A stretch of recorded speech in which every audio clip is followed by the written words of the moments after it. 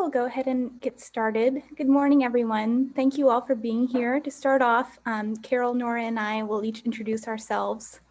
Hi, I'm Elizabeth Wicks. I am a medical student at the University of Mississippi Medical Center, but currently pursuing a research year at Johns Hopkins. And I'm also the South Region representative on the AWS National Medical Student Committee. Hi everyone, I'm Noura Shahi from the United Arab Emirates.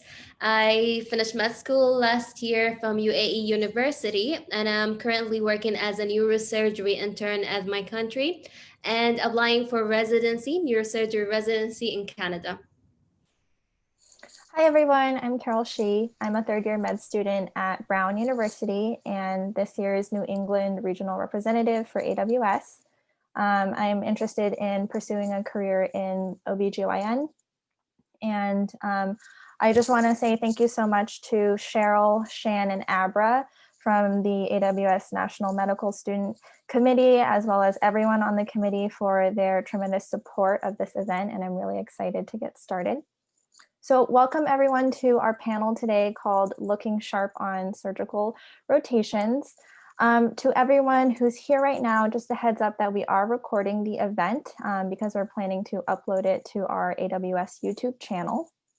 And we're going to start with some general advice for surgery rotations, then move into some more specific advice for sub-Is and different subspecialties. We probably have a pretty wide range of students here today, from those who are certain that they're going into surgery or a surgical subspecialty to those who might not have decided whether they really want to do a procedural specialty, but are just interested to learn more. And then those who are, already graduated from med school to those still in their preclinical years. So many of the students in the audience have already submitted questions to us, so thank you for those. And if you have any additional questions, feel free to add them in the chat. We'll do our best to get to them depending on the time. And please remember to stay muted. And of course, to our panelists, thank you so much for being here. You don't have to feel obligated to answer every single question. Just feel free to speak up in any order at any time. We are really appreciative of your time here on this Saturday morning. And Lizzie will now introduce our wonderful panelists. Thank you once again for being here to each of our panelists. To start off, I'd like to introduce Dr. Judy Wong, who is a Vice Chair and Professor of Neurosurgery at Johns Hopkins University School of Medicine. She's also the Program Director for the Neurosurgery Residency, the Fellowship Director for Cerebrovascular Neurosurgery, and the Co-Director of the Fellowship in Neuroplastic Surgery. She earned her Bachelor's Science degree in Neuroscience from Brown University and her medical doctorate from Columbia University College of Physicians and Surgeons. She completed residency training at the Neurological Institute of New York. Dr. Wong has received numerous awards for research, teaching, and clinical excellence, has served as a mentor to countless trainees, and is often invited to lecture internationally. She has served on key committees of the American Association of Neurological Surgeons, the Society of Neurological Surgeons, and Joint Cerebrovascular Section of the AANS CNS, and also serves on the editorial boards for both Neurosurgery and the Journal of Neurosurgery. So we'd like to thank Dr. Huang for being here today. Next off, we have Dr. Sophia Mckinley, who is currently in her fifth and final year of general surgery residency at Massachusetts General Hospital. She earned her Bachelor's of Arts degree in neurobiology and Spanish at Harvard College, and then went on to pursue her medical doctorate at Harvard Medical School. She also holds a Master of Education from Harvard University Graduate School of Education. She will complete a surgical oncology fellowship at Memorial Sloan Kettering beginning in August of 2021. So thank you for being here, Dr. McKinley.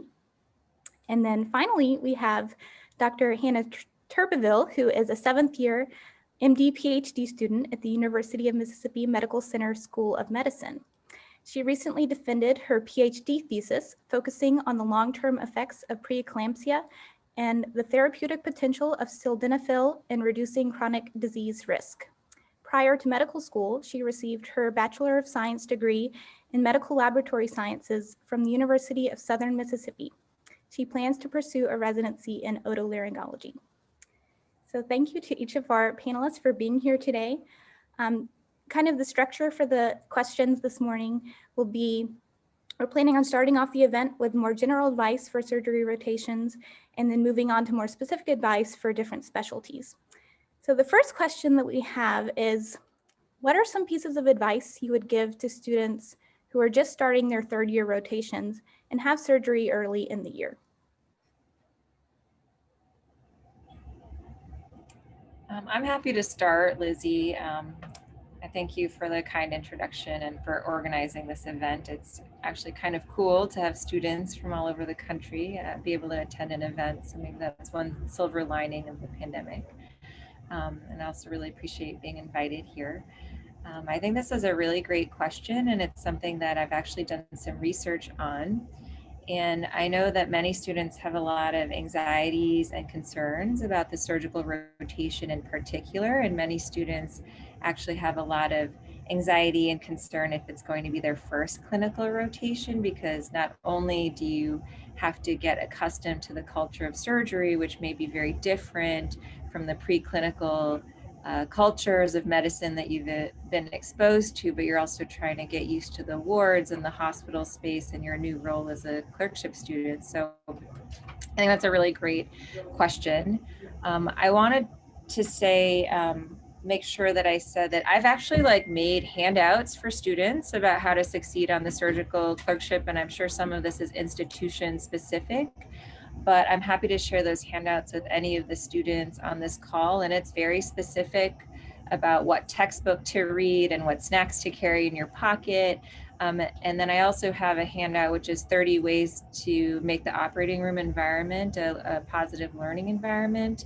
And I can put my email in the chat, but I would say that overall, students are usually very surprised by how much fun they have on the surgery clerkship, and that surgeons and surgical residents are often a lot kinder and patient than they are anticipating based on some of the misperceptions of surgery and popular culture and maybe that people have heard from non-surgeons. And I would say the students who really do well in the first week of their surgery rotation, even if it's their first week in the hospital, just show up with a positive attitude and they're kind of game and ready to participate. And I think if you show up enthusiastic on time, which is a critical piece of advice for surgery, then you, I think, will be well integrated into the team.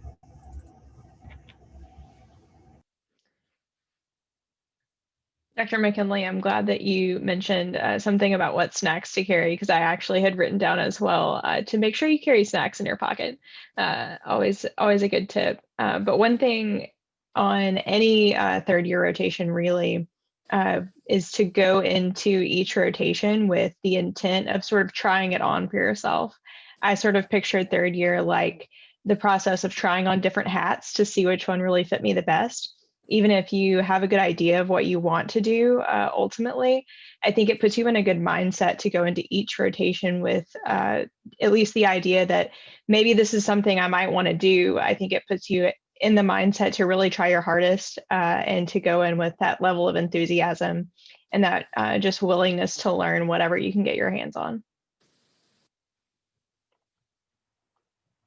Lizzie, thank you very much for inviting me to do this. I think it's brilliant, actually, to have people at all different stages, because I think back upon my general surgery rotation, and that was quite some time ago. So I don't remember if I carried anything in my pocket to eat, and think back saying, I don't think we had, I don't think we had energy bars back then. That goes to show you, how long ago it was. But anyway. I think that I agree with everything, and I'm glad that we're getting different perspectives. From my perspective of how students could start thinking about how to be successful is to recognize that why everybody's there, right? So everybody's there to take care of patients. Everybody's there to get the work done. So if you are a member of the team that's starting off, such as a clerkship student or a sub-intern, whether it's at your home institution or away, it's very helpful to be observant, right? To be observant of what the team needs and how you can help that team, right? Because nobody wants just someone who is, a fly on the wall or and just following along. Like, what's the point of that? Anybody can do that, right? But for you to be actually integrated well into the team, that means you're part of it. And you have to get rid of the imposter syndrome type issues, okay? Where, why am I here? Should I really be here? Like, I'm not cut out for this, or, this is really not for me. And, sort of that, all that internal doubt, you have to get rid of that, because that's all really just your own thinking.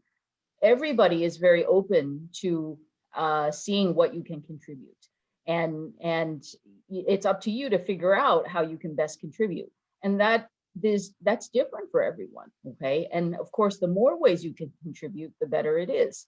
So whether it's, carrying the dressing changes when you're rounding on people to make sure that the team's not searching for tape, when they like redo a dressing, to checking all the labs ahead of time so that you're prepared in rounds to give the labs, whether it's circling back at the end of rounds when everybody's moved on to do their next thing of going into the OR and so forth, to circle back and answer some questions that a patient had that the team didn't really have time to get into. All these things. You see how if you add to the well-oiled machine of a surgical team, you will actually be very successful. And then you'll realize how much you're contributing if you reflect back. And as long as you're helping, taking care of the patients, getting what they need done, it doesn't matter what you're doing. Okay. So obviously you're not in a position to be necessarily doing the surgery.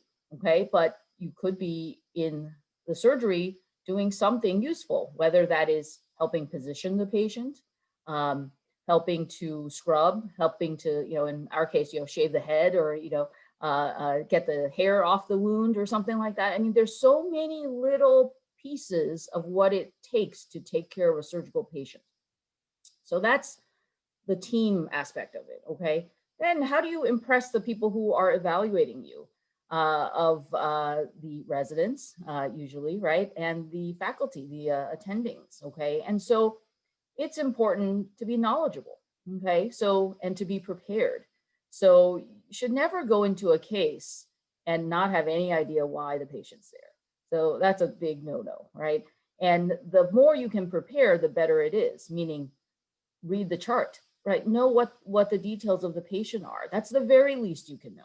Right? You don't need to know what their, prognosis after their cancer resection is necessarily, although that's great if you do, but at least you should know the history of the patient, and you should definitely know their status in terms of their functional status. Like, was someone in a nursing home beforehand? Were they totally normal coming from home? I mean, these are things, the way that you can impress people if you know something about the patient, even though you didn't necessarily meet the patient ahead of time, or you were not involved in the clinic visit to see the patient or so forth. So these are ways that you can impress with knowledge, because it is important that you are knowledgeable as well. So you're not just there to carry dressings around, because anybody can do that, right?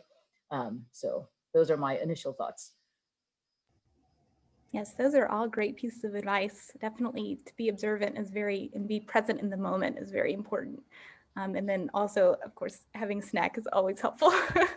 Yes. So kind of going off of, go ahead. Sorry, I was just going to tag on to that a bit and add, in addition to reading about the patient in advance, try and take a look at the images. Even though at the very beginning, it's difficult to really know what you're looking at and where everything is. I think just the more images that you get a chance to look at, the better your visualization of what the anatomy is like will get. And I think pairing viewing the images before the surgery with your view during the operation, I think can really add to your understanding of the whole process. Definitely. That's great. And in fact, with our sub-Is and students, we always encourage them to go through the images with the residents, and the residents are, they're always looking at the films ahead of time, right? Trying to prepare for the case and see why we're there and so forth. And it's always good when, and our residents know this, right? They want to have our students shine. So they'll go through the images with the students, and then the attending walks in, and the attending goes to the view box, and then the student, the good ones really are the ones come over and they're prepared for the questions, because of course the attending is going to use that to ask the questions, right? And then it's okay that you might have learned something from the resident before, but if you've picked it up and learned it, that's another opportunity to shine. So that's a great case, great advice, Hannah. That's very true. And then kind of going off of what Dr. Huang was talking about, when you go to assess a student's performance at the end of the surgical rotation, what kind of qualities usually stand out to you? I can start again. I think that many people use the attitude, skill, and knowledge framework in thinking about medical student performance, regardless of whether they formally in their mind think about the KSA framework or not.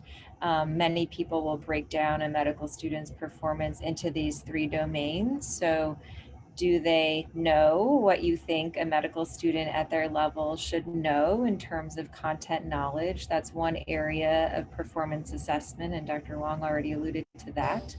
Another area, and I actually think this is the most important area for a medical student on the surgery clerkship, is the attitude area of assessment. And so it kind of doesn't matter how much you know about clinical surgery knowledge, or if you're really good at suturing as a medical student, if your attitude stinks.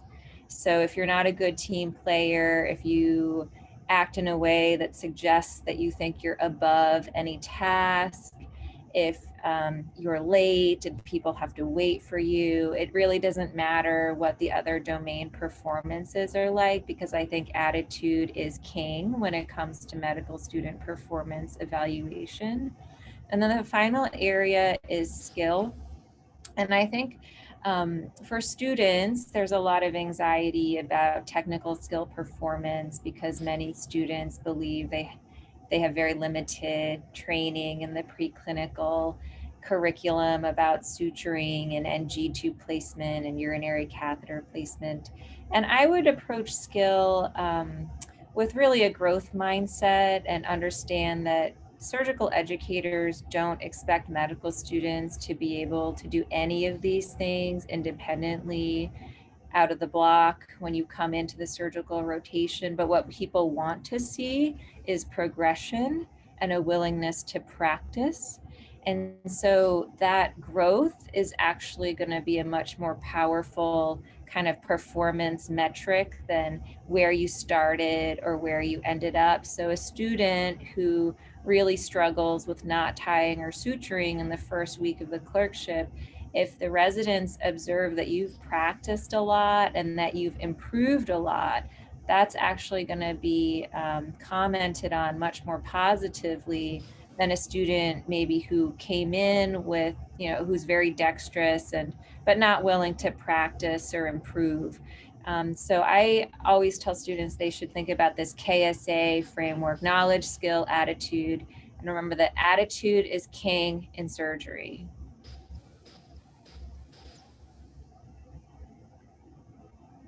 Hannah, do you want to go next? Or are we keeping to our same?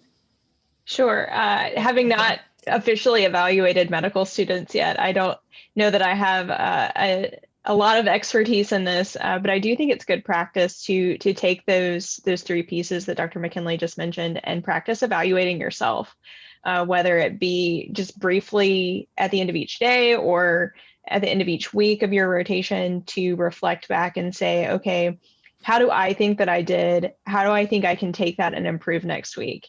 Definitely give yourself a little bit of grace. Like Dr. McKinley said, it's about progress. It's not about perfection, especially as a 3rd and 4th year medical student. But I think it's always a good practice to review your performance and try and find areas where you can improve. And I would also add to request feedback if you need to from your residents, from your attendings, if you have the opportunity, because I think it's helpful to get some of that formative feedback maybe halfway through the rotation, so that you do still have a little time to improve before you get those summative evaluations. Yeah, I agree with everything that's been said.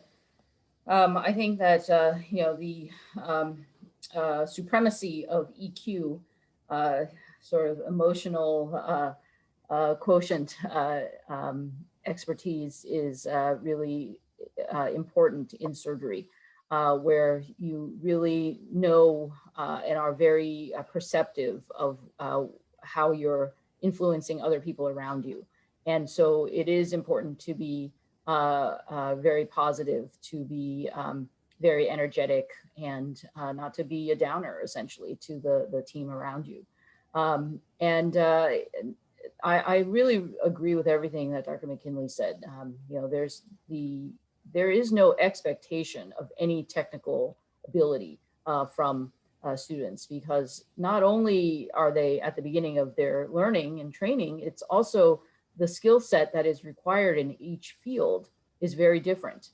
And so there is no way that anybody's going to come into any procedure and really know exactly what's required of that procedure. You know, it's not fair to expect that, and nobody does. And so you have to get over that, you know, sort of anxiety of sort of, you know, being able to prove that you're dexterous, for instance. You know, I think, you know, having some hand-eye coordination is something you have to figure out, you know, pretty early to see if that's an area that you need to practice with. But that's the thing, is surgery takes practice. It's about muscle memory. It is, there's nothing innate about it. And what's also super exciting is that the techniques evolve. So even if you were innately great at some particular procedure, you know, in your career, it's possible that procedure goes away and you're actually taking care of the pathology in an entirely different way. And we've seen that over and over again with many fields of surgery and also subspecialties within a particular field. And, you know, just so, you know, things like, just for instance, I'll just talk about my area, is that in cerebrovascular, you know, there was a time when really the pathology that we treated, such as ruptured aneurysms in the brain, were treated with open surgery. So that meant a craniotomy, where people would have surgery for 6 to 8 hours. And that was the way we dealt with the bleed. That's the way we fixed the aneurysm. And, you know, in the past several decades, that has now become a technique that is reserved for a subset of those patients who really need that technique. And there has been an emergence of a endovascular strategy that works really well in many patients and is an entirely new skill set. So it has nothing to do with all the skills that were related to a craniotomy. And it couldn't be more different. And even the tools are different, but that is still a neurosurgical subspecialty. So, and so that's why the coachability is very important, and the, you know, being able to take a skill that you need to work on and actually focusing on improving oneself in that skill. And that's what we want to see medical students have the potential to do. They're all really great pieces of advice. I really love the KSA framework. That's a great way to think about everything in line that you'd have to be evaluated on. Mm-hmm. Coming up, so Hannah had touched on kind of getting feedback. So what would you recommend are the best ways for students to elicit constructive feedback from their preceptors, and kind of at what point during the rotation do you recommend students come to you for feedback to kind of, you know, improve upon the rotation itself too?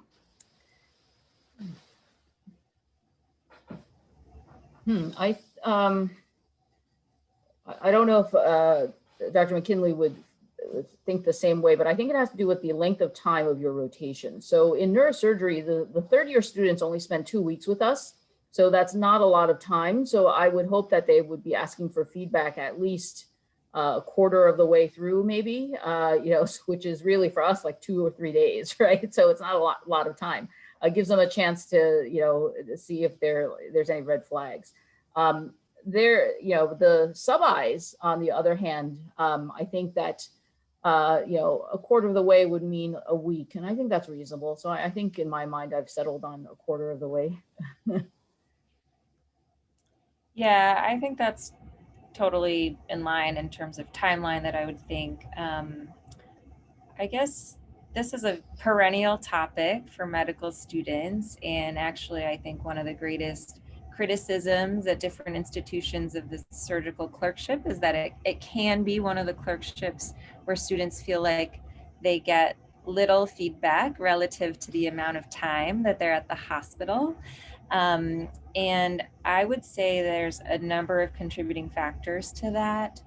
I think one of the biggest factors is that students often aren't even sure what their role or their expectations are. And so they don't even know on what behaviors or outcomes are they being evaluated on, for example. And we talked about the knowledge skills assessment framework, but that doesn't really help you on your specific surgical team or rotation or your chief resident. And now I'm in my final year of general surgery residency. I've been a senior resident for, several years now. I've worked with a lot of students, and my recommendation for medical students is that the first day that you're on a rotation with a new senior resident, so maybe the senior residents have switched, or maybe it's your first day on that rotation, you should say, I know rounds are going to be really fast, but at the end of the day, when things are a little bit slower, can we sit down and talk about what your expectations for me are for this rotation that I'm going to be on for whatever, a 1-week elective, 4-month core general surgery, and what your expected trajectory for a student would be across this period of time. And if a student came to me and asked that, I would just be like so delighted, because it rarely happens. And I think it would actually really help the students, because they would be relieved to hear that my expectation for the first week on general surgery, especially if it's your first time on a surgical rotation or your first rotation ever, my expectation is that you show up at the hospital every day on time and that you learn how to scrub an operation. And that's kind of it. And that by the end of the week, you're comfortable doing those things and you've started to learn how to prepare for getting something out of the operating room environment. But I don't expect on the first day that the medical student is going to know what to carry in their pocket, have the cases prepared perfectly, know how to answer all the anatomy questions. That's where I want them to get by the end of the month. But first week, especially if you've never been in the operating room before, my expectations are at a certain place. Then the next week, we're going to add another set of expectations, and I think the students who know that can then progress along that trajectory. And then, like Dr. Wang said, at that meeting, you can say, okay, thanks so much. Very helpful that I know now where, kind of where I'm supposed to get to be going. Set a time and say, how about at the end of the week on Friday, we can check in about how I'm doing meeting these milestones. And you really have to take charge of your education as a student on the surgery team. Rounds are fast. The operating room, the focus is on the patient. It's intermittent in the operating room that the focus is going to be on the medical student education, because so much of, people have done research studies on this. Well, they will track every minute of the operating room. How many minutes are focused on resident education? How many minutes are focused on medical student education? How many minutes are truly patient care only focused minutes? And so, you really need to learn how to capitalize on what the surgical rotation offers you, and getting those roles and expectations set on the first day with a new senior resident, I think is really critical. And it will just really help you too, because then you'll know. I think a sneaky way to get how to achieve that higher level performance, especially for students who want to go into surgery, my sneaky suggestion is to say, can you tell me what a really excellent medical student looks like on this service? Then the senior resident will describe, oh, the best medical students that I've ever worked with do all of these different things. And then you're like, great, I'm just going to do all those different things. And then I will meet this person's definition of what an excellent medical student does. And that's actually what I use sometimes for an underperforming medical student is I'll say, you know, a really excellent medical student does these things. And most Harvard medical students, which is the medical students I work with, want to be excellent. And so then they'll start doing those things, you know. But I think you really can't assume that the senior resident on their long list of things they need to do, which, you know, might include fellowship applications, you know, asking the chairman for a recommendation letter, finishing research projects, in addition to all the patient care things, you know, tell medical student role and expectations. While it would be great if every chief resident did that with every single medical student, I don't think you can fairly assume that that's going to happen. Give medical student feedback quarter way through rotation. That may not show up on your chief resident's to-do list for the day. So you need to ask them. And Dr. Wing made some great points about imposter syndrome. And I think maybe people on this call felt the way I did as a medical student, which is one of my greatest barriers to entering surgery was just believing that I could be a surgeon and looking in the mirror and believing that the person looking back could become a general surgeon. And everyone on this call, I'm sure, has what it takes to be a surgeon, because most people do, actually, if you're willing to work hard. And, you know, most people have the technical aptitude to become a surgeon of some type. And so you need to kind of get over yourself in some ways and be able to ask for the time from the chief resident and believe that you are worth the 5 minutes that it's going to take them to set the roles of expectations and give you that feedback. You're worth it. You're paying to be there, and that's part of their job. You might have to remind them that that's part of their job.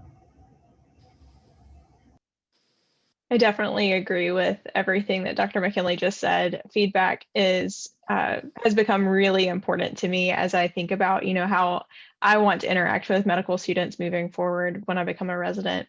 And I do think it starts on the very first day and getting those expectations and those objectives. Because if you think about how a teacher does a lesson plan, it starts with learning objectives. And I think that we could take some of that same model into this experience. And I think you should come into that conversation not only waiting to hear the expectations of you, but with your own expectations. You know, what do you want to learn on this rotation? How do you want to improve? Because I think that education should be a partnership between your teachers and your student. So to be an active part of that relationship and come into it with your own objectives for yourself, I think is really helpful.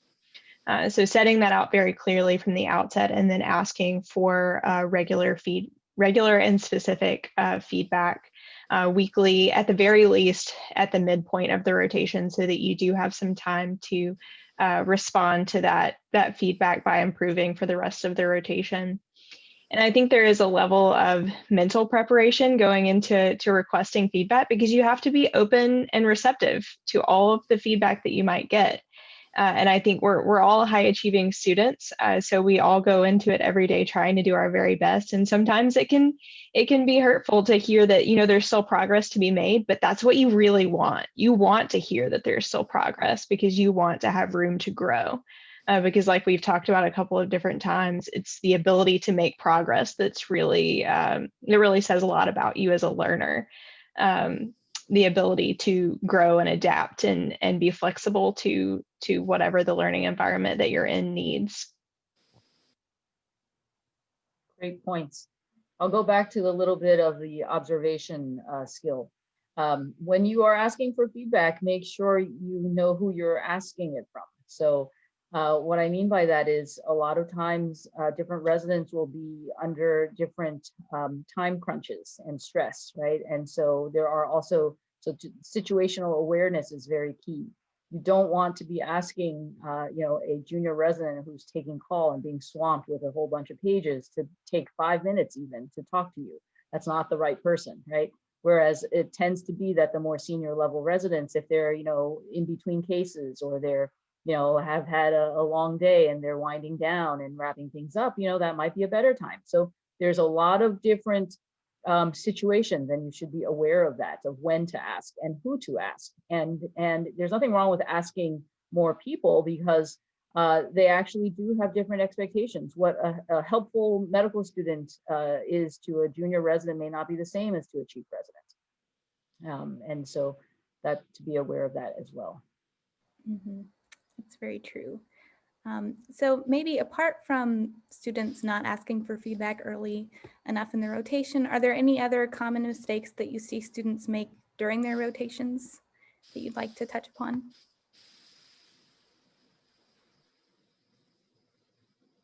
So I think for me, I see medical students as they come into the operating room most often.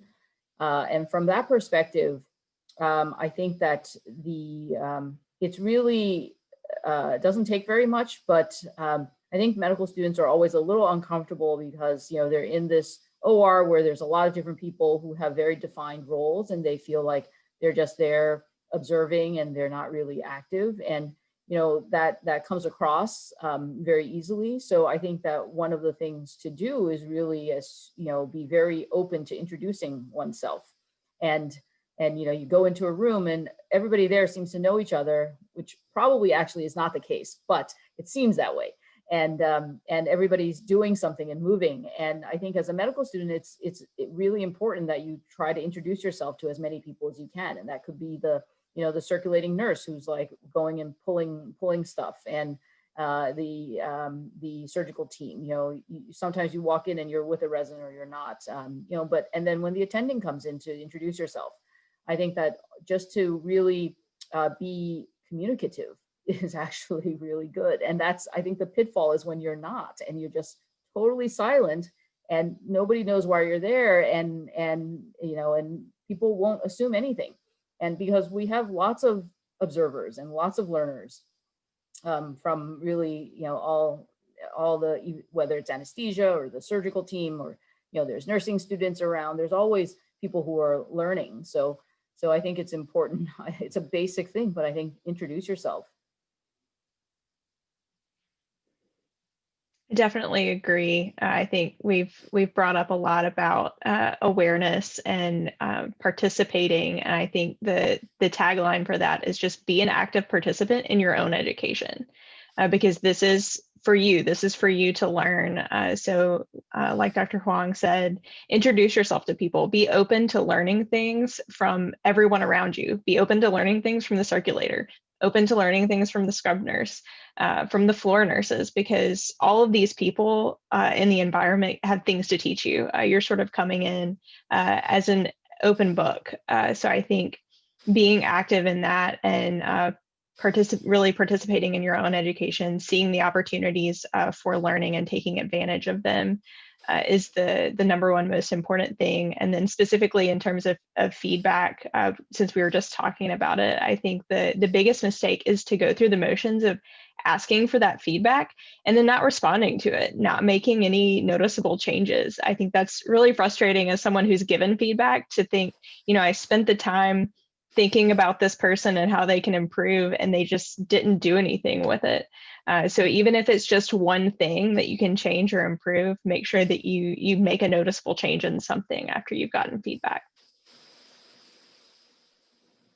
Great points. And I'll just add a thought to that, is that I think that this idea of there is certain time for medical student learning, that it's a very concrete and parceled out piece of time, is not the right way to approach a surgical rotation.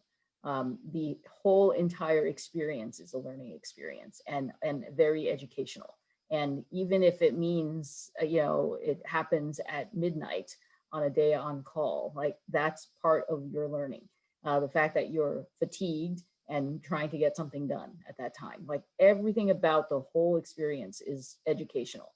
And I think one of the pitfalls actually is when students think, oh, I didn't get any learning time. I didn't get any teaching time on this rotation, right? They've gone through this, several week long rotation, and they can't identify a single didactic session or a single teaching session, right? The whole thing was a teaching session in my mind. Like, so it's, and you have to have that attitude.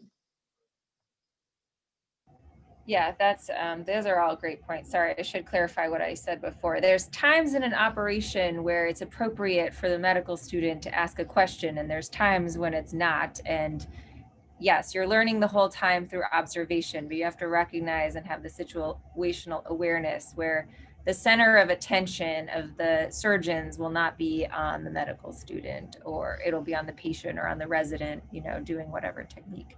But yes, you should be doing lots of learning through observation at all times. One like marker, I think, for some students that it's clear that they're still paying attention is if the light is bad and the student adjusts the light so that the light shines on where the surgeon and the resident are working, will signal. It doesn't happen very often, and you know, obviously some surgeons don't want anyone touching the light, but sometimes that will signal to me that the student is like still paying attention and kind of like with us, like along the way, even though we're not necessarily asking them questions or giving them anything to do during the operation with their hands necessarily. I think the real key for students, as I think about like what gripes I've heard from residents about students, is really the lack of situational awareness that some students have. And you know, you really do need to pay attention to what's going on and understand, is this a time when I'm learning by observation, or is this time where I'm learning by active participation, and what does that active participation look like?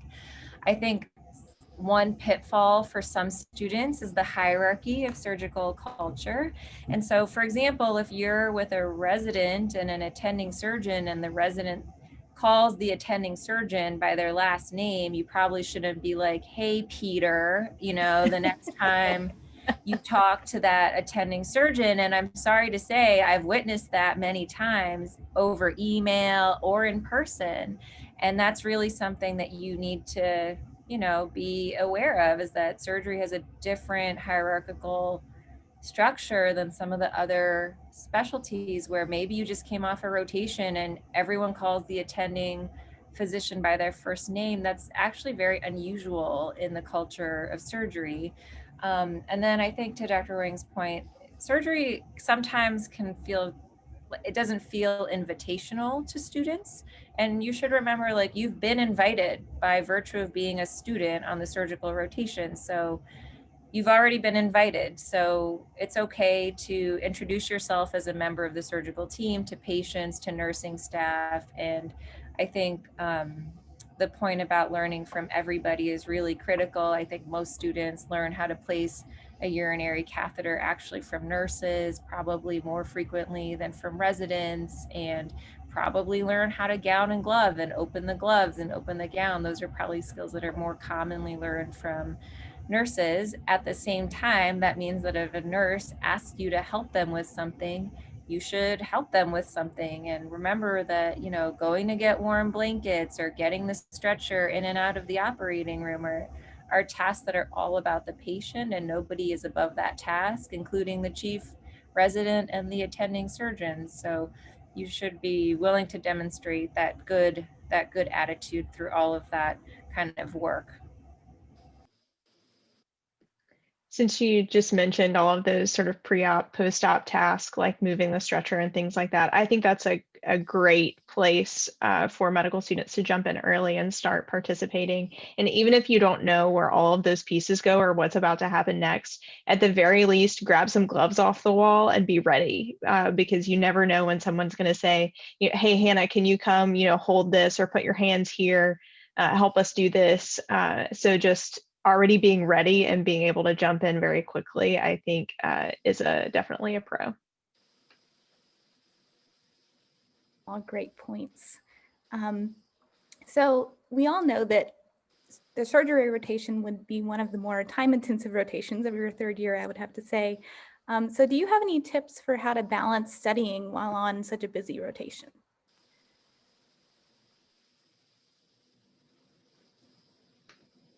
I can take a crack at this one first, since I'm currently still doing that on different rotations. I think the first thing is to give yourself a little bit of grace. You do need appropriate rest. You need to feed yourself, treat your body well, for sure. And I think the best way to approach this is to study for the patients and the cases that you're seeing, because it will feel very salient, because you'll be studying the questions that you might be asked the next day in the OR. So try to focus on the cases and the patients that you're currently seeing. And even if it's just, a quick 15, 20 minutes, reading about one case, do what you can do in that day. So if that's all you can do on a given day, get that done, and take more time on a different day when maybe you have a little bit more opportunity to study, and just sort of take it as it comes that way.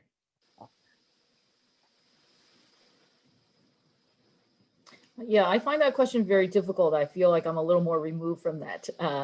But I think that one of the pointers would be that it's critical to learn how to manage your time, right? And so one of the skills is being able to prioritize and triage your own time. And people study at different rates, and there's some people who might be better at certain times of the day. So all those things that you need to know about yourself of how to be effective, you sort of need to figure out, and to see if there's any point where, and not to be, you have to get away from the idea that you're going to have like a block of 6 hours in a day to study, because that in the preclinical years was easier to come by. But now on a surgery rotation, that is pretty much impossible to come by, probably. And so you have to be able to figure out, like, how can you use 30 minutes to your advantage, and because that's what the time's going to be like during the day, is that you're going to have perhaps some block of time where there is some downtime before the next case gets started or whatever, as you're waiting for the chief to come out to round at the end of the day, for instance, and to make use of times like that. And it could be 15 minutes here, 1 hour here, and to use it to your advantage. And I think that's the trick in my mind. One little tip, sorry, that I found when I was especially on my sub-Is is to find a small book, like a physically small book of like tips for whatever, either subspecialty or just general surgery that you're on, that you can fit in your pocket, and you can sort of quickly read over a couple of questions, maybe while the room's getting turned over or something like that. So just looking for those little opportunities too. Yeah, I mean, my time-saving tips probably are adopted by surgical trainees all over the world, but things like, I used to make all my peanut butter jelly sandwiches for the week on Sunday night and wrap them all individually, and then it's grab and go for breakfast for the rest of the week, or meal prep my Tupperwares for the whole week, and then all of that food time is already taken care of, and you're eating actually good food and not like Doritos or whatever for dinner. And then the other thing is, I tell students that current surgical therapy is a great textbook because each chapter is only 3 to 5 pages, and they print beautifully in PDF. So you could just print the appendicitis chapter. It's 3 pages, and if it's double-sided, it's 2 pages or something for a 4-page chapter.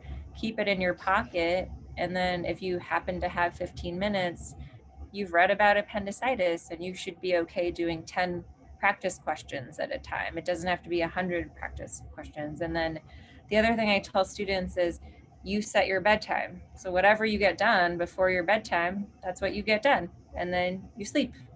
And you're never going to learn everything. And I personally still have too much to read or do at the end of every single day, but I have to decide at some point that I just need to go to sleep. And I think, or I need to exercise. And I think students need to get used to this concept of like time-based activities, rather than like, I'm going to learn all the things and then I'll be allowed to sleep, because then you would never sleep, right? So you just have to change your time management philosophy, I think. Balance is always key in anything. So moving on, this is kind of a more specific focus to kind of our current situation with the COVID pandemic. So what advice would you give a student who was strongly considering a surgical specialty prior to their clinical rotations, but then ended up having to do a virtual surgery rotation, maybe due to COVID?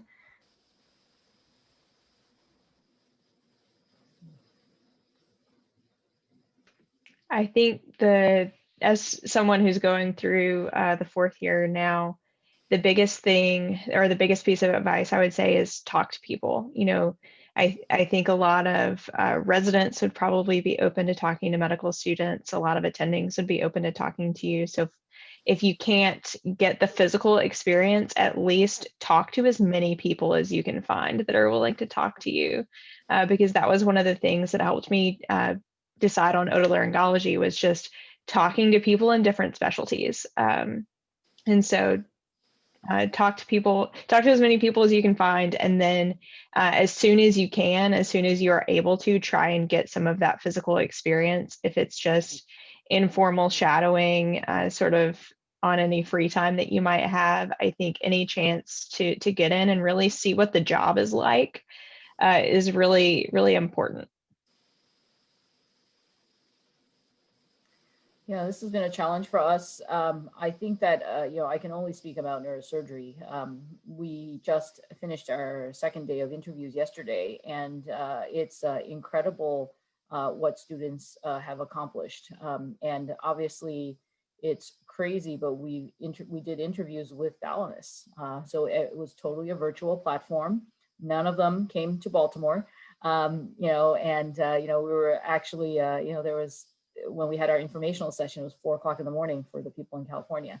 So just a very different world, but I was super impressed with what everybody was able to articulate and accomplish, even though the last, 9-10 months have been very different. And that was in response also to our sort of societies mandating how students would actually be acclimated to neurosurgery. So we had very specific rules nationally about how people were going to do their sub-internships and how nobody was to do anything away. So we tried to equalize among the applicants what their experiences were, and really accommodate people who are maybe from smaller programs that don't have as many faculty and don't even have their own medical school, for instance.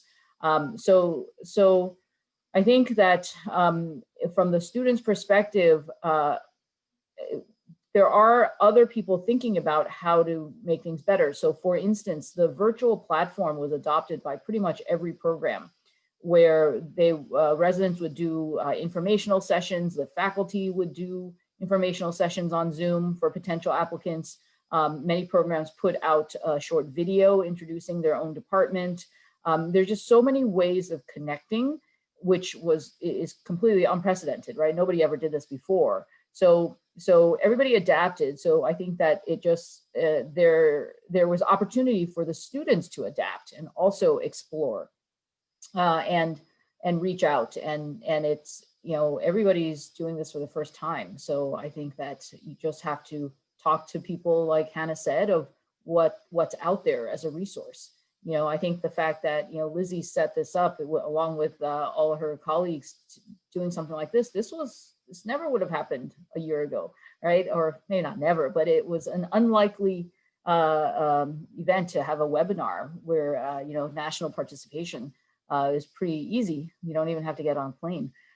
So it's all these things that are new opportunities. So it's just being aware of taking advantage of the opportunities that have emerged in this time. And Dr. Huang, thank you. A student was actually wondering if we could hear your thoughts on step 1, becoming pass-fail, specifically for neurosurgery applications. Yes, a very excellent question. I would have to say that applying in neurosurgery is somewhat daunting, I think, for students, because they have heard a lot of different things. And so I do recommend that anyone who's interested really start early talking to the residents in their program and also the faculty. And, that includes the program director, if there's an assistant program director, any faculty member. And to really start understanding what neurosurgery is about and what the application process is about. And it is, I think that we as faculty are evaluating students who demonstrate commitment, right? That it wasn't just this epiphany that happened one day saying, oh, it'd be really cool to be a neurosurgeon, right? Like you have to understand that it's a 7-year residency. You have to understand that it's a very arduous training. You have to understand that it is incredibly competitive just to, get a residency position. And then you have to understand what the commitment is after residency of, what life might be like and what day-to-day might entail. And then also to grasp fully the incredible impact that one has the potential to make being a practicing neurosurgeon, the types of lives that you can change, and how. And understanding all of that takes time. And I think that, when you can start it as a medical student, the earlier the better. So a lot of places have interest groups and opportunities to talk to people, and exploration is really good. So how do people get evaluated? Yes, step one was a very easy way to screen people. So that's what it was typically used for. Okay, it was screening applicants. You get basically, I think this year, for instance, we had 350 applicants, and we offered 44, 45 interviews. And that for us is more than usual. So we usually, and we have 4 positions. We're one of the largest programs in the country. So it's competitive, just by the numbers. So we used to use the board scores as a screening, okay? And not that we only took the top scoring, but if you were really low scoring, you were pretty much, it was harder for you to get invited. So the fact that that's going away means that people have to try harder to demonstrate commitment in other ways, okay? Now, there was always a difference between some medical schools having grades, for instance, and others not having grades, but there's certain things that are the same, like every medical student comes with a dean's letter. So, you sort of have to, those things still remain. I do think that inevitably, there are going to be programs that are going to start using step 2 scores as a surrogate. Okay, and I think that that's just a reality that you have to face. And whether it's right or wrong, I think that that's a subject of multiple debates. But I think that it is a very hard ask to expect every program director to just forego some kind of number in the screening process. Okay, now for us, it was never important after you got screened and you got invited and interviewed, the board scores went away. Like we didn't really use them at all. But it's I think, obviously different programs use scores differently, but for us, it was never something that we used ultimately to evaluate candidates as we worked through and started ranking, but it was a necessary screening tool. And so the value of a screening tool, is not going to, I think it's going to be replaced with the step 2, is my opinion. Well, thank you for that, Dr. Wong. And then kind of as our last question in the first half, what advice would you give to students who are still unsure of what surgical specialty they'd like to pursue after finishing their general surgery rotations? I can start. I think you just need to try out the different specialties. And I did a urology sub-I, for example, because I liked surgery, and people said things to me like, their lifestyle is so much better. They make so much more money. You're a woman going into urology. You can write your own ticket, whatever. So I tried it, and urology is a great field. They do a lot of great operations. And then I did a general surgery sub internship, and it felt like coming home. And so I applied to the area that it felt like home. And I think people sometimes are surprised by what field that ends up being, if it's neurosurgery or ENT or gyn-onc. And I think you just have to be honest with yourself about what you enjoy and what you don't enjoy. And honestly, I preferred the hollow viscous to kidney surgery, and that's totally fine. And operating on the brain doesn't sound that interesting to me at all. So neurosurgery wouldn't have been for me. And, you know, skin, plastic surgery, not for me. So you just have to be honest with yourself and be okay to invest that time. You know, a 1 month sub internship is totally worth it if it confirms that you do not want to go into that field. Like, that's great for you, actually. So you have to be willing to put in the time and actually try on the hats, like Hannah said. Yeah, definitely. Giving each one their fair shake, at least for a day or so, like even if it's just talking to someone in that field, I think is really valuable. And I would add, I agree with everything Dr. McKinley said, but I would add, try and talk if you can to people in that specialty outside your own institution, because you also have to remember that things can be different, you know, in different parts of the country, in different forms of practice, whether you're at an academic center or a private practice or at a community hospital. So try to get a variety of perspectives as you're making that decision, because you won't be a resident forever. You'll eventually go out and have to start your own practice somewhere. So getting an idea of what that specialty or subspecialty is like past academia, I think is really important. That's terrific advice. And I think that as a student, you know, you kind of feel like there's so much unknown, but I think that it does boil down. You can't go wrong if you sort of circle back to your purpose, right? Your objective is to take care of patients. So if you find that you can get up in the morning and be energized about taking care of some patient with the particular problems that they have, that's the right thing, you know, whether it's someone with appendicitis or someone with a stroke or, you know, someone with a nasopharyngeal cancer. I mean, you know, if you get excited about that and you're, you know, interested in the anatomy, interested in the technical performance of the operation, interested in the post-operative care, in their prognosis, all those things, you know, you just feel like you want to learn more about, then you're probably finding your match. Because at the end of the day, it's a job, and the job can look very different depending on what part of the country you end up and what kind of environment you're in. But you have to be really inspired by that patient care, and also, you know, the pushing the field forward. And maybe it's that you spend part of your time doing research on that particular problem.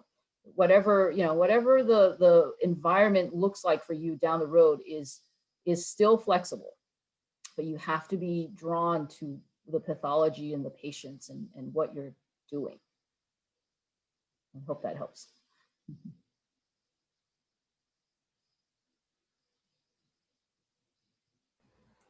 Yes, that's all great advice. So I think at this point we'll have Nora we're transitioning to more sub-I specific or subspecialty questions. So Nora's going to start asking the questions at this point. So Great. the first question is, what is a piece of advice you would give regarding your specific subspecialty sub-internship? Yeah, I think for beginning medical students, I think that it's important to really understand what the field that you're interested in, what it's capable of, right? So what it involves. So I think that for a lot of students, they don't realize what neurosurgery is about. And it's important to learn as much as you can, if you're considering it as a field, of what all the different problems that we deal with are, and the potential for impact on what that means, and what the surgical procedures are too, because there are actually incredible, there's incredible variability in procedures that we do. And, you know, some of them are very short, some are long, some are incredibly stressful, some are not, you know, so there's just, I think there's such a breadth of pathologies that we deal with and patient populations we deal with, meaning some are very sick, people with a lot of medical comorbidities, and others are really young, healthy people like yourselves. And, you know, so I think to understand what it involves, I think is step one. And then if that's of interest, then you have to really figure out what's the commitment look like? Okay, because I think a lot of people struggle with, you know, not realizing how big of a commitment it is. And you know, it's that's a setup for failure if you don't realize that the amount of commitment it requires.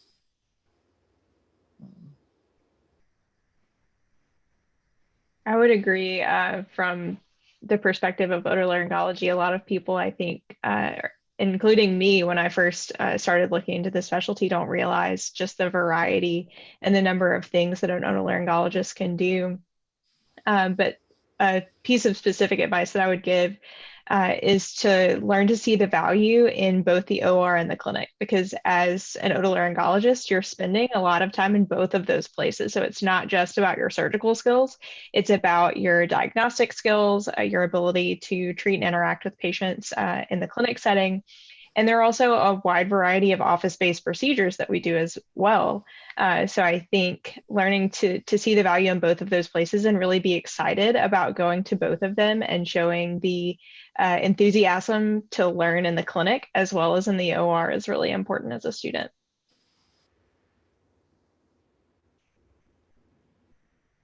General surgery has a lot in common with neurosurgery in terms of being, you know, able to demonstrate commitment and the rigor of the training. I think, you know, both neurosurgeons and general surgery residents take a lot of pride in their commitment to their training, as do the otolaryngology residents. I would say one feature of general surgery that I think a student may consider is that general surgeons, the breadth of the patient population,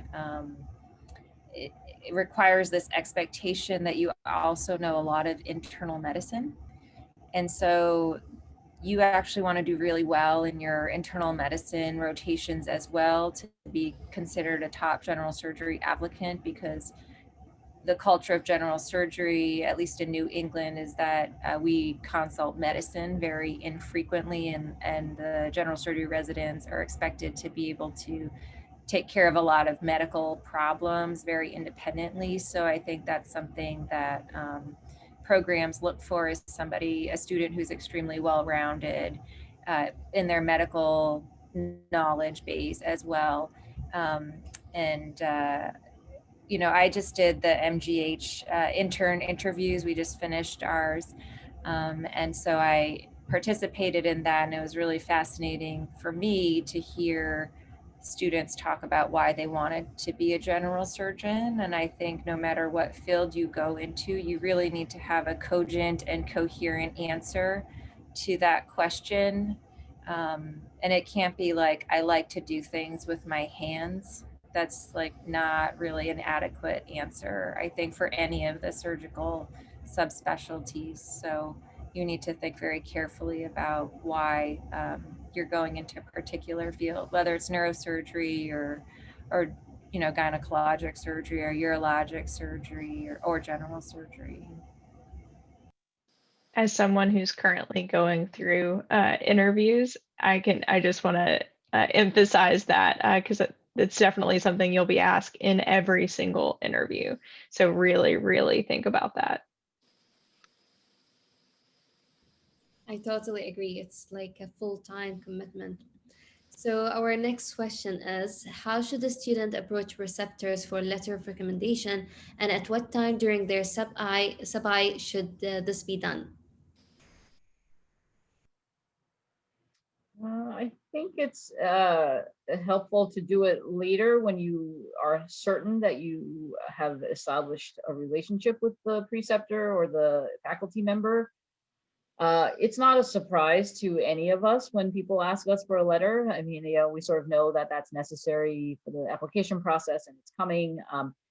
For us, you know, the students really establish a relationship with the faculty way before they do their sub-I, honestly. You know, there are students start working with us in their first year or their second year. So I think there's no right answer to that. We know it's coming. You know, it's you know, ask whenever it's right. Sometime in the summer, I guess, you know, people need to get their letters in. That doesn't matter too much. You just want to you want to make sure you give the faculty member enough time to get it done. So a few months. I would agree. Definitely, once you feel like you've made that meaningful relationship, is when you should ask. And I preferred to ask them in person. That to me, that just felt a little more personal than sending an email. Although I would also send them an email concurrently with all of my information.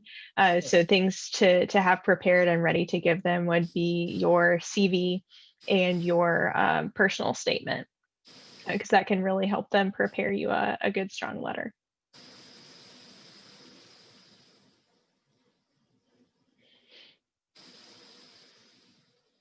Okay. So moving to the next questions. Do you have any specific advice for IMGs applying for surgery, and how could an IMG approach a potential mentor? I don't know how other departments handle this, but I think that, for us, we have lots of people coming, trying to get clinical experiences, and it's very difficult for an IMG to get a clinical experience due to sort of all the rules that are in place. So the avenue that is explored most frequently are research opportunities. And so that is usually the entryway that people use as an IMG, is to make a connection somehow with someone who is looking for a research coordinator or research uh, um, help, essentially, and take it from there. That's really the only way in my department, I should say. I don't know how it is in other departments as much.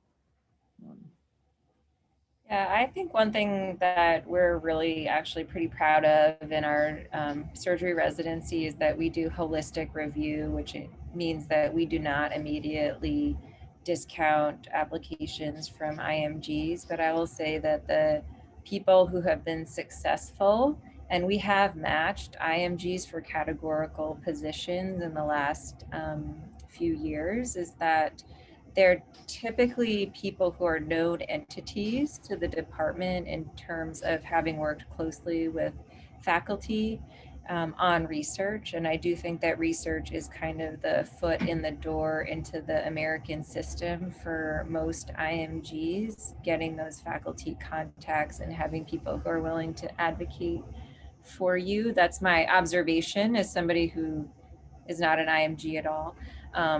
But one thing I really want to say before our time is up is one tip I have for students when you go through your rotations. If you're serious about applying for a particular surgical field, I recommend that when you have an interesting case or establish a meaningful relationship with a patient during your clerkship or your sub-internship, that you take down notes about that case and note what was interesting about the case, what you learned about the case, write down what patient's the disease was, what the indication for the operation was, what was their post-op course like.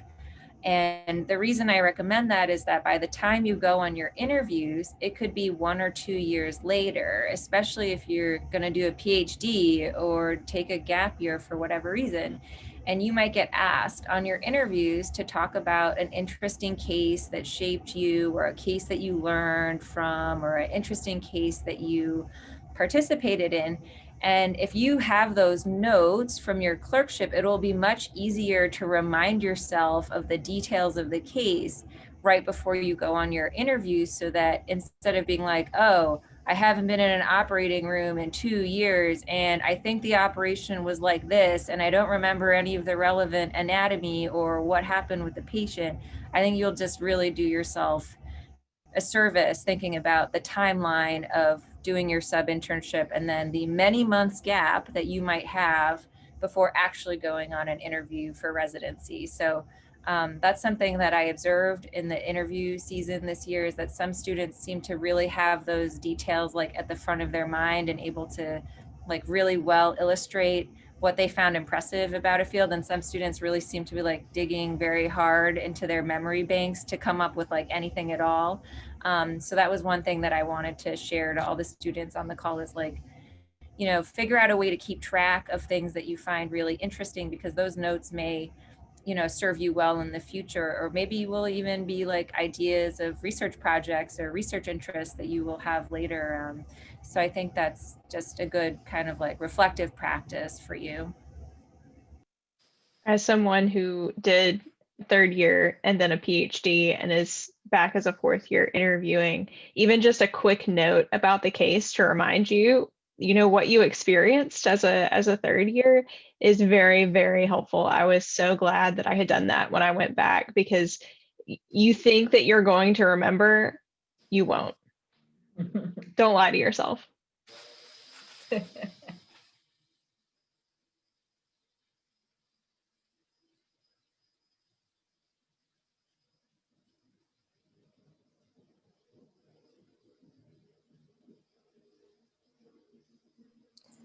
And we have just, I think, time for one last question. Given that this event is being hosted by the Association of Women Surgeons, and we actually just got a question from a student on this topic, do you have any specific rotation advice for women who are interested in surgery, given that this is a historically male-dominated field? And then were there any challenges that you had to overcome personally, specifically because you identified as a woman?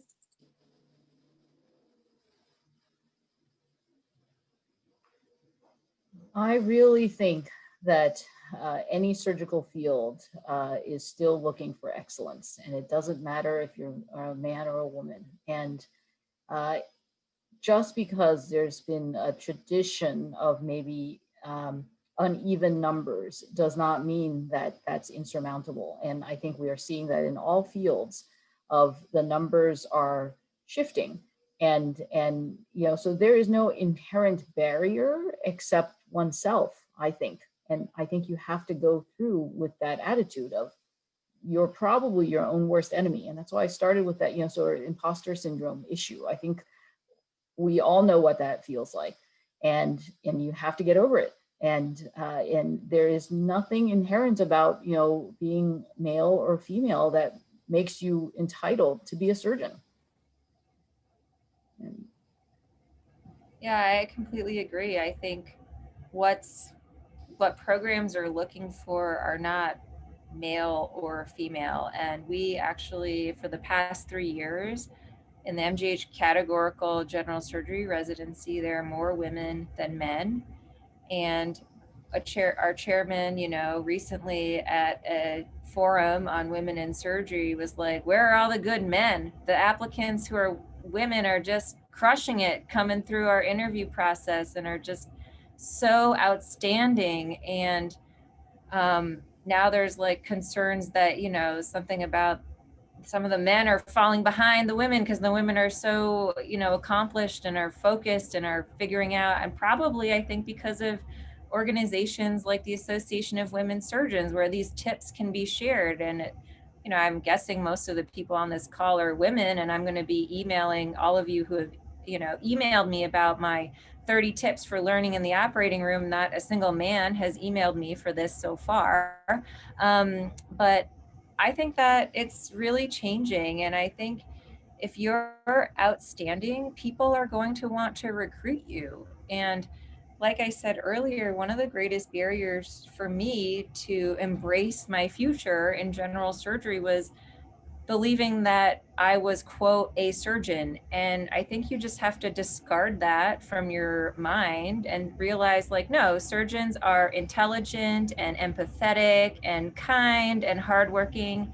And I am all those things. So I can be a surgeon, right? And there's nothing about the surgical stereotype that contributes in any positive way at all to your success as a surgeon. Being short-tempered, that's not good. Or being mean, what about that contributes to being an excellent surgeon?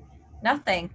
So I'm sure everyone on this call, if this is what you feel like your life calling is, or where you will find the greatest joy in medicine, you can be excellent and contribute really meaningfully and impactfully to the care of very sick patients. I totally agree. I would add, be authentic to yourself. Let your personality shine. Let the things that are great and excellent about you make you great and excellent at surgery. And as someone who still to this day struggles with imposter syndrome, remind yourself daily, if you need to, that you have earned the right to be here. No one gave you a gift, that you earned this. You worked to get here, and you deserve to be there, and you deserve to learn. So one thing that I did when I was a third year student to remind myself of that was I kept a document on my computer with literally every piece of good feedback that I got throughout the year. On every rotation, I sort of copied and pasted good evaluations and put them in this document. And when I was having a bad day or I felt down on myself, I would go back to that document and see all of the great, specific, good pieces of feedback that I had gotten and remind myself that I earned it. I deserve to be here. I can do this. Terrific. Great. Well, thank you all so much. This has been just an amazing discussion, very inspirational, and lots of great tips and advice. So on behalf of the AWS National Medical Student Committee, Lizzie, Nora, and myself, we are just so grateful for your time and for speaking to our audience. And thank you to the students in the audience who submitted questions and participated. I hope everyone had a great experience. If any of the students would like to contact any of our panelists specifically, please reach out to me. I can facilitate that. I know a lot of people are interested in Dr. McKinley's handout. So just be in touch. Feel free to send us any feedback about the panel as well. And I hope everyone has a great weekend. Thank you. Thank you. Thank you all. all. Thank you Thank all. you all. Thank you all. Bye. Thank you. Bye.